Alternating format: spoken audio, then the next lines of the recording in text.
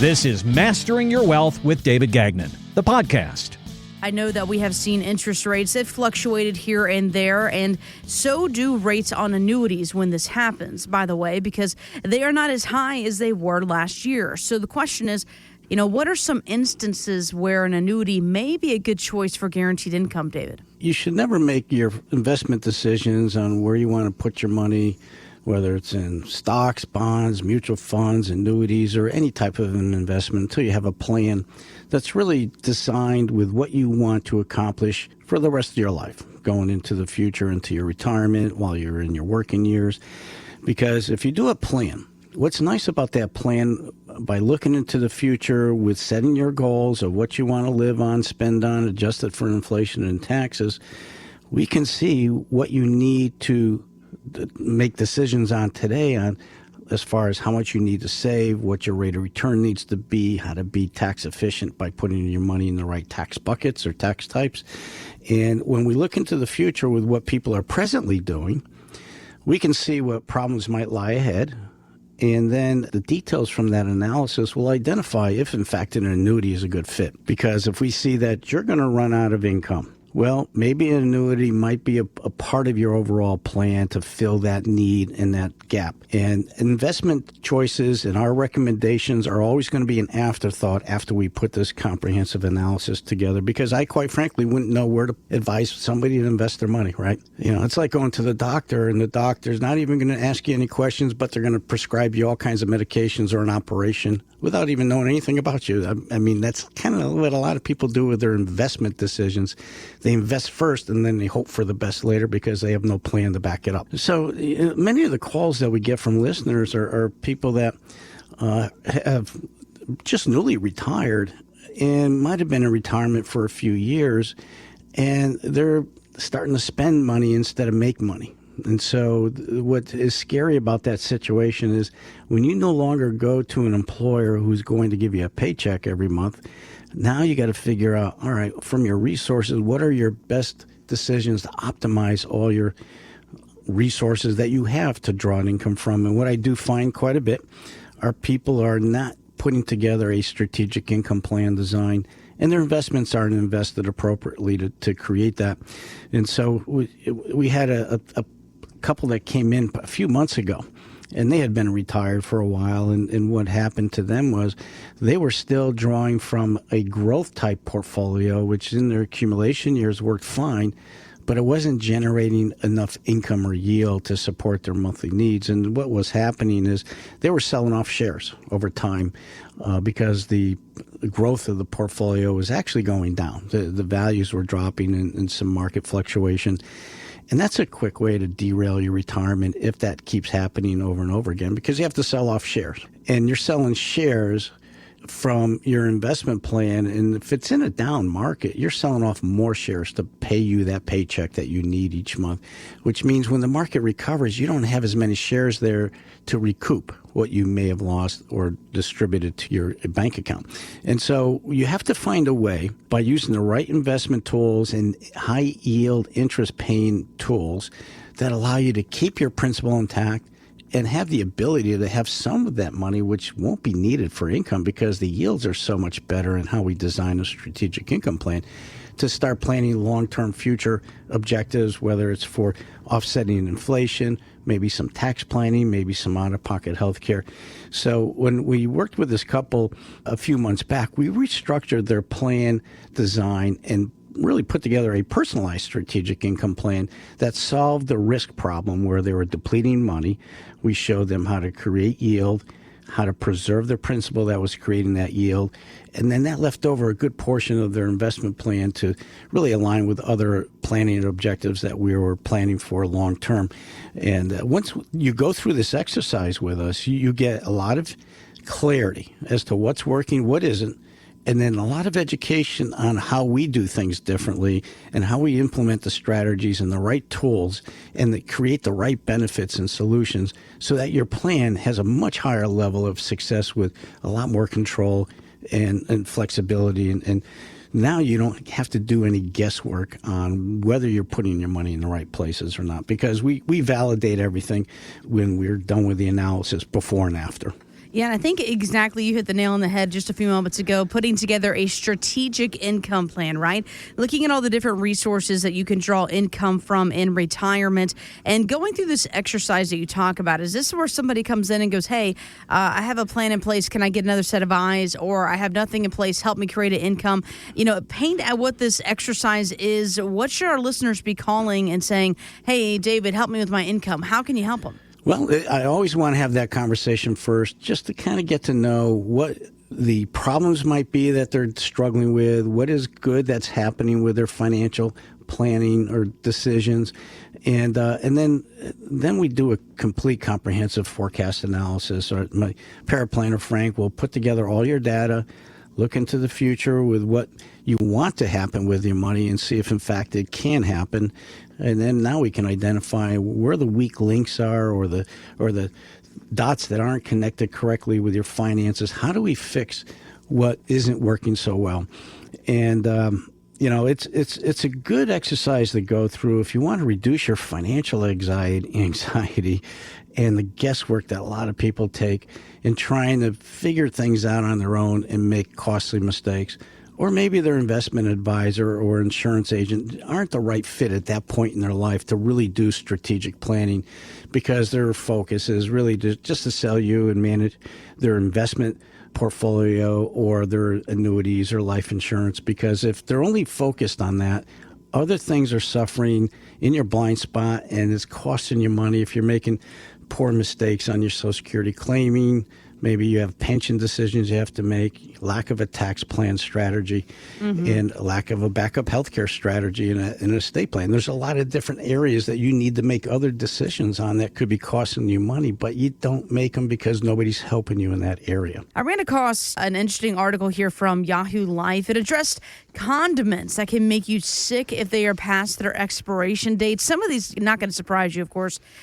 Mayonnaise, right? It contains raw eggs. That obviously bad combination there. Creamy salad dressing can easily spoil once open. And then you have pickles and brine. If you have that, watch out for cloudiness. And it got me thinking, just as much as things, go expired in the refrigerator and whatnot, there's got to be some expired strategies when it comes to a retirement plan, David. Can you give me some examples of that? Well, first of all, I can relate to the pickles and brine and getting you sick, because a few years back I got a bucket of pickles that were made by the local deli, and they were homemade. I love pickles. Well, sure enough, I got food poisoning after I opened that up, and it was bad. It was bad. Yikes. But yeah, so any case, yeah, in your planning areas, I mean, you have to look at some things that are kind of cookie cutter pieces of advice that doesn't work out so well for a lot of folks. And one of those areas is the 4% rule. If you look at some of the information that's been out there for a long time, and what that's really referring to is if you are going to retire, if you want to try to make your money last throughout your retirement years, plan on only distributing 4% of the value of your nest egg. Well, that doesn't work out so well if you haven't saved a lot of money, right?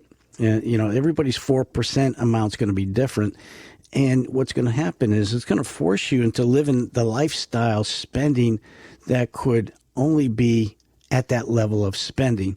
So if you get to retirement and you have $1 million, right?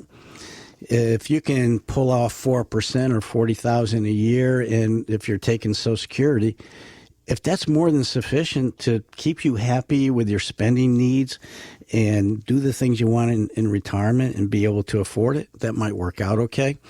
But what if you've only saved maybe $500,000 and now you retire? That 4% is now $20,000 a year. And if you add that to your Social Security, maybe that's not going to cut it, which means you're going to have to take a higher distribution rate or find another way to make your money work harder so you can get more income and minimize the risk of running out. So, that is so cookie cutter. I'm not a fan of any of the cookie cutter things that are out there. We always personalize and do strategic planning, but it's something that people are hearing all the time.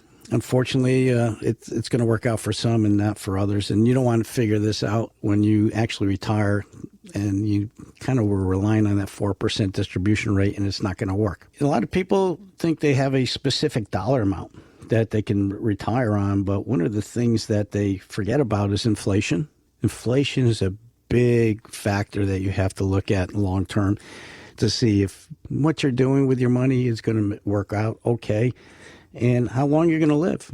You're going to only live, in your mind, only 10 years in retirement. It's a big difference in your financial decisions compared to somebody that might live 25, 35 years in retirement. And so there's a lot of variables that people have to really take into account that really should be aligned personally in their planning and objectives. And, this is what we do. So let's say you've set your retirement date. You're excited, you've got everything in place, but is it realistic? Well, there's a recent survey that says 40% of us end up retiring before that planned date. Here's Morningstar's Christine Benz and her recommendations of coming up with a Plan B. People tend to overestimate how long they'll be able to work. In general, we see a little bit of a disconnect where you've got people retiring in the 60 to 65 year range who maybe had planned to stick it out even past age 70. So you should build in a contingency plan. Maybe your best guess is that you'll retire at age 68 or 70 or whenever it may be, but build in some kind of buffer. What would you do if you needed to or wanted to retire a bit earlier? Okay, interesting there. So having that Plan B backup there, that buffer plan. So when you create a retirement plan, David, do you build that what-if scenario as well? We build out a number of what-if scenarios because the analysis is driven by a lot of assumptions. We have so many different variables that affect the success or lack thereof of what could happen. And inflation is one of those. So if we're using an inflation factor or a rate on your money that you're going to need to increase each year to maintain your lifestyle spending goal, say it's 3% and the numbers look good, and we take into account the taxes you're going to pay on the money and what sources it's coming from and how it's going to get taxed. But then we always want to stress test it because inflation doesn't stay at 3%. If you look at today, inflation, depending on how people are living and spending their current money and how they spend and shop, their inflation factor might be double that. It could be 6%. Well, if we were to do that 6% out for the rest of somebody's life expectancy in retirement, it probably won't work out too well. But we have to bring expectations to a realistic level for people when they're putting together the decision on when they retire and how much they're going to be able to live on and what they can do in retirement, because everything comes with a price tag. When you're in retirement, you're going to do things differently. There's going to be a cost to it. You might travel. You might do stuff with the grandkids. You might buy a second home. There's so many different things that we have to do what-if scenarios on and put a budget in place to see if it's going to work. And it's important to do that before you actually retire. I have a couple that came in last week, and they were listening to us on the radio for a long time. And they finally called us about 8 months ago and hadn't really decided to retire because they weren't sure if they could make it all work. And we did our forecast analysis, and they were coming up short with their spending goals. And so what we had to do is do what-if scenarios and assume, well, what if you work a year or two longer and see if it could work that way. And it actually made a big improvement by deferring retirement just 2 years. And it made the spending objectives that they wanted to achieve attainable. We restructured how they were going to put their money in their income distribution plan and what kind of returns they were going to get. And we also looked at the fact that they're going to downsize and take their home and sell it and have some cash left over that would even give them more of a cushion to enjoy more of their retirement and be able to travel and do things that they wanted to do, but they just couldn't really get to that level of spending because they just didn't have enough liquid resources to generate the income. But they were all good with it. They wanted to actually get out from under the bigger home and have something that was going to cost them less and less to work and maintain. And so it was a good exercise for them to go through. Now they're confident that they can retire and they have a plan now. And that's the thing. You want to make decisions off of a plan. You know, we refer to it as the financial GPS. So, you know where you are today financially, but if you're going to retire at age 65 and you think you're going to live to 95, well, that's a huge challenge on managing your money the right way to make it last for 30 years and have it adjusted for inflation and taxes. And there's all other things that can work against you. Out-of-pocket health care is a big issue today. And I have families that are going through that, living it. And they're spending a lot of money monthly to help care for one of the spouses, which we try to stress test that as well, because some people who have seen this happen to others and how they derailed their retirement with these big out-of-pocket healthcare costs. They wanted to see if they can manage this on their own and have a good plan so that if that day ever were to occur, they financially could absorb it and have the surviving spouse or the healthy spouse still in a position of being able to do the things they wanted to do in retirement. So we look at a lot of this stuff, but you really have to model this out, look at the details in your number, what your goals are, what your spending desires are, and let's go through the variables, because it's not only inflation that could derail your retirement and you don't have enough money to keep pace with it. It's maybe paying more than your fair share of taxes and you don't have a tax strategy to lower your taxes, or healthcare out of pocket. Other things come up where people have family members or children that need help that wasn't planned for, and there's all kinds of reasons that come up, whether it's divorce or other issues. And we get calls all the time from clients, and they want to know that they're going to be okay if they help out a child that needs a down payment for a car. Yeah, there's always something. Yeah, there's always something. So we can stress test a lot of things, but in reality, you may not get it all correct. And we just want to make sure that when people retire, financially, things are looking good, and we have them positioned in the right way so that they know where they should have their money invested and where their cash flow is coming from and what spending goals that they can achieve, and keep it at a level that they understand what their limits are, because a lot of people go into retirement blindly. And I see so many people that just made some costly mistakes, and in the first 5 to 10 years, they realize, oh boy, this is not going to work out, and then it's kind of too late to fix the problem. So you don't want to be in that position if at all possible. Well, and you don't want to be in that position, right? You want to make sure all your ducks are in a row, and I think that's another emphasis of why it's important to meet with somebody like you, David, with, again, nearly 40 years of experience here in the business, because any one of us, anyone listening, myself included, we can look at our income and go, okay, let's do some math. What are my monthly expenses? What do I think this trip's going to cost? That's going to cost, and kind of do some projecting, as we'd like to say, and go, oh, I think I'm pretty good. But there's a difference between what we know and what you know, right? That's why you're the professional, because 9 times out of 10, folks come in and they go, I'm pretty sure I've got everything buttoned up, but just in case, go ahead and give me a once-over. And your once-over ends up finding gaps, ends up finding maybe errors or mistakes that they've made, and things that could really cost them 10, 15, 20 years down the road. And at that point, it could be too late to make up that money, right? You don't want to be 80 being told, hey, you might want to go to apply at Walmart. That's not what any of us want. So, David, for those that are concerned about their financial future, their income, maybe concerned about if their retirement date is even a feasible dream, what's the first step to meeting with you? Well, we'll have a phone call first. It's referred to as an introductory phone call. And I just like to talk to folks to see what their concerns are, what they've done in the past, and what they like that they're doing, and what they don't like, and what their concerns are moving forward. And then we'll have our paraplanner, Frank, send an email out to provide instructions on how to log into our planning portal. And then you can fill in some of your financial information there and link your most recent documents that I review. And it'll be your investment accounts, retirement accounts, your debts, your tax return. I look at everything, and because everything affects your money. And we'll put together that initial forecast with what your plans were or what your goals were in your mind today, as far as what age you want to retire, what you think you're going to need to spend. And what probably the most difficult exercise in that process is getting people to really understand where they're spending their money, having that budget put together. Mm-hmm.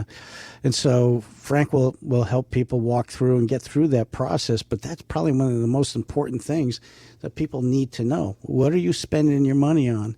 And what do you need to buffer it with things that you aren't spending your money on yet, but you will in retirement? And so we have to kind of go through that exercise so that we make sure we can create enough income so that your lifestyle in retirement is enjoyable, mm-hmm. and it's not guesswork, it's comfortable, and you have a plan forward, because, too many people get into retirement with a plan of hope.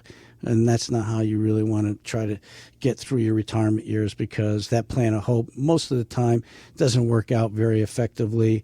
And a lot of people just find that retirement isn't what they had hoped, because they just made some costly financial mistakes.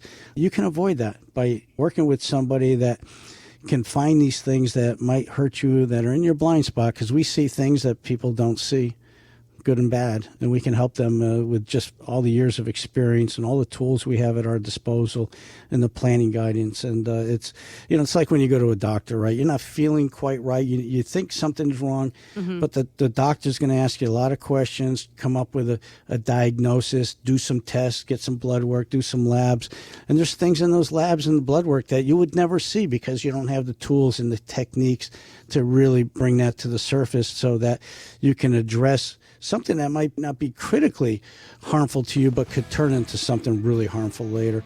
And so then the doctor's in a position to prescribe a remedy. Well, we do the same things with your money and finance. We want to diagnose if there is a problem, and then now we're in a position to put together a plan that's strategically designed, that's personalized to improve the results and give you better control over the outcome with less risk. For more details, or to sit down with David for your complimentary financial GPS, visit masteringyourwealthradio.com. Investment advisory services offered through Brookstone Wealth Advisors, LLC, BWA, a registered investment advisor and an affiliate of Brookstone Capital Management, LLC. BWA and First Financial Planners are independent of each other. Insurance products and services are not offered through BWA, but are offered and sold through individually licensed and appointed agents. Information provided is not intended as tax or legal advice and should not be relied on as such. You are encouraged to seek tax or legal advice from an independent professional. Any comments regarding safe and secure products and guaranteed income streams refer only to fixed insurance products. They do not refer in any way to securities or investment advisory products. Fixed insurance and annuity product guarantees are subject to the claims paying ability of the issuing company and are not offered by Brookstone.